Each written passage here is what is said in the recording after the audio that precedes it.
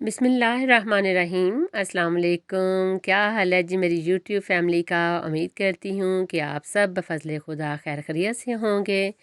तो व्यूअर्स, एक और प्यारे से व्लॉग के साथ हाज़िर खिदमत हूँ। एक वीडियो है मेरी, जो मेरे सफ़र का हाल अहवाल पाकिस्तान के का जो मैंने ट्रैवल किया उसकी है जी वीडियो। मैंने सोचा आपके साथ शेयर करूं। तो यहाँ पे जी हम लोग निकले हुए थे शॉपिंग करने के लिए, क्योंकि छोटे बेटे को साथ लेके जा रही थी। और एक दिन पहले ही मैंने करवाई थी टिकट्स, क्योंकि कुछ ये कि काम था वहाँ पाकिस्तान, और दूसरा ये कि सोचा कि चलें सबसे मुलाकात भी हो जाएगी। और अचानक ही जाना पड़ा, क्योंकि वहाँ पे घर बाय किया था और उसकी रजिस्ट्री वगैरह करवानी थी। तो इस सिलसिले में मुझे जाना था। तो फिर पहले तो मेरा बेटा रह जाता होता है अपनी खाला के पास, और अब चूँकि वो भी पाकिस्तान ही गई हुई थी, तो फिर मैं ऐसे साथ ही लेके गई। और कुछ ये कि हॉलीडेज़ थी ईस्टर की, तो सोचा कि चलें इसकी भी सैर हो जाएगी और सबसे मुलाकात भी हो जाएगी। तो उसी दिन फिर एक दिन पहले चूँकि करवाई थी टिकट्स, और टिकट्स भी काफ़ी एक्सपेंसिव मिली थी। 1600 पाउंड 1600 पाउंड की बनी थी मेरी और बेटे की, छोटे की। तो जी उसके साथ अब हम जा रहे थे एयरपोर्ट के लिए। उसी दिन ही बेटे की शॉपिंग भी की और इमरजेंसी में कटिंग भी करवाई, क्योंकि टाइम भी नहीं था। और फिर जल्दी जल्दी जो जो काम हो सके वो किए, और अब एयरपोर्ट जा रहे हैं। और ये जी फ़र्स्ट टाइम मेरा ट्रैवल था वर्जिन अटलांटिक के साथ, क्योंकि इससे पहले मैंने ट्रैवल किया है काफ़ी सारी एयरलाइंस में, कतर में, इतिहाद में, एमिरेट्स, पीआईए, ब्रिटिश एयरवेज़, और भी काफ़ी 17-18 ईयर्स में जो जो फ़्लाइट्स अवेलेबल थी। कभी ये कि खुशी में गए, गम में तो सिर्फ़ एक ही दफ़ा करना पड़ा। पिछले साल तकरीबन 1.5 साल होने वाला है। अम्मी की डेथ को उस वक्त ब्रिटिश एयरवेज़ पे गए थे, और वो सफ़र मुझे कभी ज़िंदगी भर नहीं भूलेगा कि वो जिस तरह का सफ़र था, गम में और तकलीफ़ में। तो बस जी अल्लाह ताला ऐसे का सफ़र किसी को भी ना करवाए। ज़ाहिर है हम लोग परदेश में रहते हैं, जो जो भी जिनके पीछे बहन भाई हैं या पेरेंट्स हैं, तो उनके लिए जब इस तरह की अफ़सोसनाक ख़बरें आती हैं, तो वो ऐसा तकलीफ़ दे सफ़र बन जाता है कि आपको सारी ज़िंदगी वो नहीं भूलता।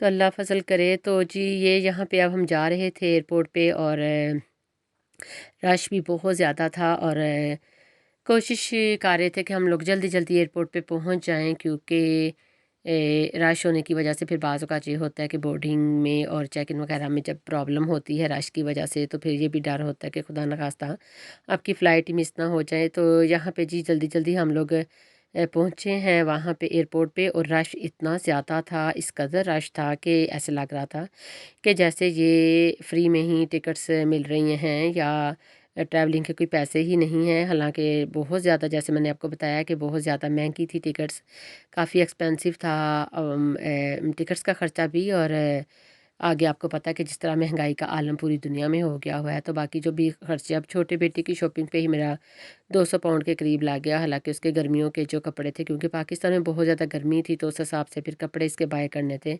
शॉर्ट्स वगैरह और टी शर्ट्स वगैरह।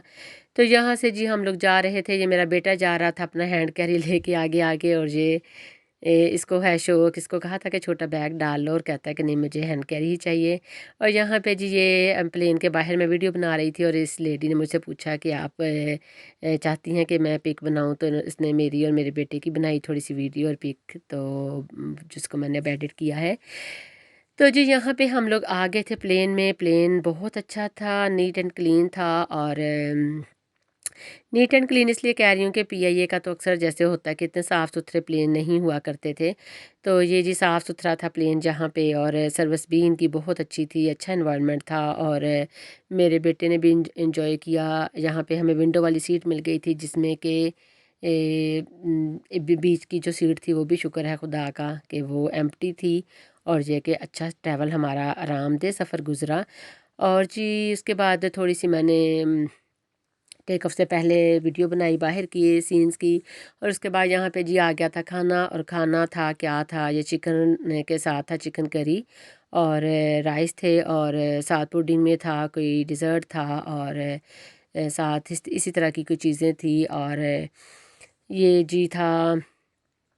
उसके बाद यहाँ पे जब हुई है टेक ऑफ, तो उस वक्त मेरी तो आदत है, मैं तो हमेशा सफ़र की दुआ और उसके साथ चारों कुल और आयतल कुर्सी और दुआएं पढ़ती रहती हूँ, सूरह फातिहा कि अल्लाह ताला खैर खैरियत से और हिफाजत से पहुँचाए।